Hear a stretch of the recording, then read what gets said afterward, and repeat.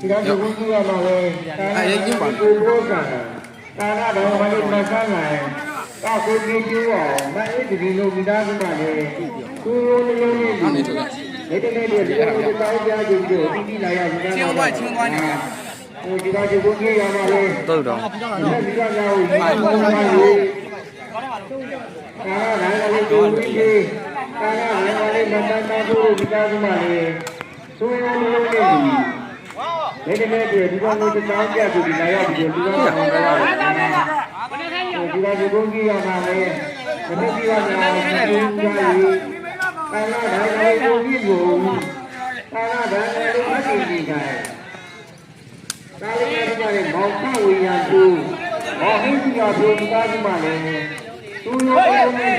ဒီနေ့ဒီကောင်ကိုတောင်းကြပြီးအဲ့တော့နေကြရအောင်နေတော့ကြာလို့ဒီကနေ့ဘုရားမှာလေစီရနေရရအောင် ကာနာလည်းကိုကြီးကာနာလည်းကိုကြီးကိုဒီလူသားရေအဲဒီကာနာလည်းကိုကြီးအောင်ကာနာလည်းမဆိုင်ကာလို့မိသားစုမှာလေသူရိုးရိုးလေးဒီနေ့ဒီလူ9000ကျားဒီတရားဒီကပါအောင်တော့ပါလေဒါဒီကနေ့ဘုရား